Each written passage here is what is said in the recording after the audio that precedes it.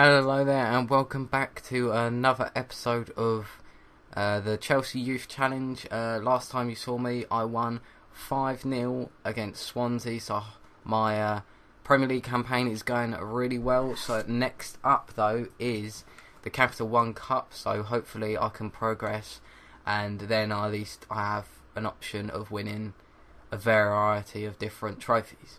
At the back end of the last episode, I was asking who should I sign for the team, and someone messaged me and said about this guy called Laporte. I hope I've said it right, but he is a centre back. I've had a look at him in like Foothead and that, and he does look like a decent player. Very expensive at 29 million, but as I said, it is only going to be a one-season thing, so I'm not really looking for the future. I'm just looking for now. So age 20, he fits the bill, and he still is quite a high-rated high-rated player still. So he should come in, do a job for like Varane and him, or Kirk and him, or even drop to the bench and let Kirk and Varane play, and then shore out that defence, and then hopefully I can win one trophy. So yeah, going into the first game of the Capital One Cup, I put out sort of a weakened side because I want to get other players progressing so that when it gets down to it, they can still come on and do well for me.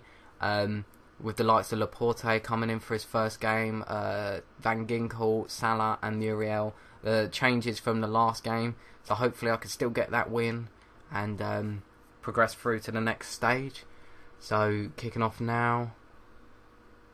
No early. Oh, there is an early goal for Maya, doing as well as he's doing it actually in real life. Laporte yellow card for his first start of the career for him. Nothing really going on at the moment. 60 minutes into the game and nothing's really happened. Just yellow cards floating around. 1-0. Can I keep it? It looks like I can. Very boring, but it's a win, a progression into the next round of the Capital One Cup with a 1 goal from Maya. So let's get right into the next game. So there you have it as well though. Transfer window is done. £112 million spent in that. Not by just me, by other clubs. But the biggest ones for us really is Laporte, Pogba, Varane, and many other youngsters really. That's, I could say, has improved the team.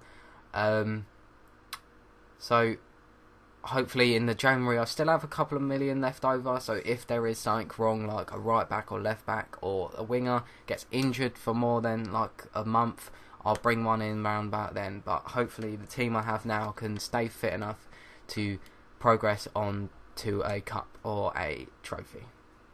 Didn't realise, but luckily I managed to drop a few players because it is the Champions League first game against Ajax, so this is my biggest game yet.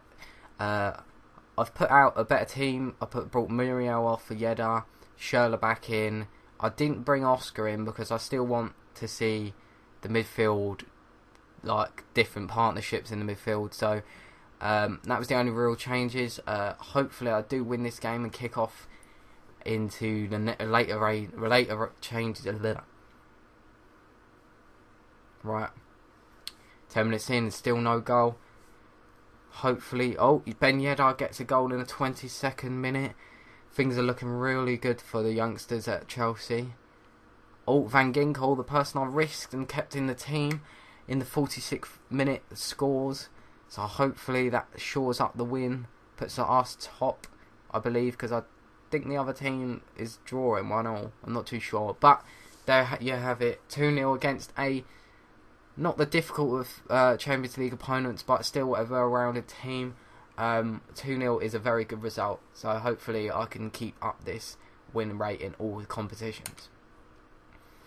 The big games keep on coming though, as I'm back into the Premier League, first versus second place, with an informed really Manchester City team, but the good thing is they've got injuries to Kompany and Guerrero, so that should really dampen their bid to beat me. So let's get straight into it. I did change Oscar around to centre attacking mid and put Van Ginkel back into centre mid and took off Maya because of his injuries, his fitness I mean. But City go 1-0 up in the 16th minute with Clichy, a left-back goal. Rarely see that in this. Going into half-time, still 1-0. Maya comes on, but Ben Yedder gets a goal.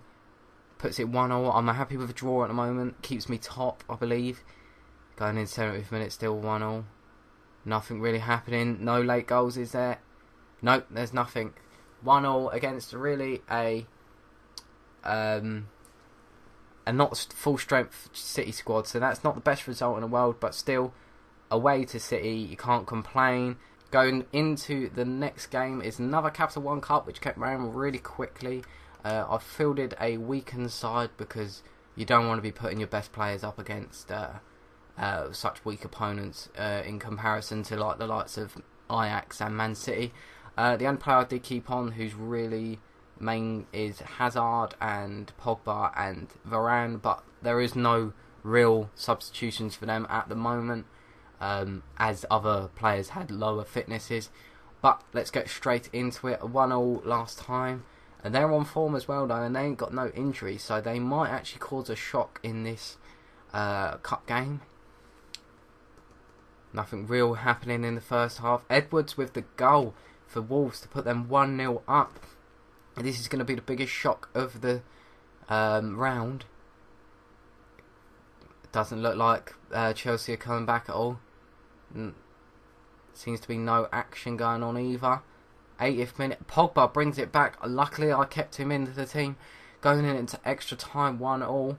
Can I keep the momentum going? Muriel gets the goal, 2-1. Very lucky win this could be, unless something changes. No, it doesn't. A very lucky win for us, but that is a win that is greatly appreciated. I'm going to leave it there for this episode. So I'm through to the Capital One Cup. I've just won a Champions League game, and I won another Premier League game, which puts me top. So hopefully I could continue this run and continue this run in as many competitions as possible. I hope you did enjoy. Leave a comment if you want me to change anything, if you want me to try anyone. I've been Xility, and goodbye.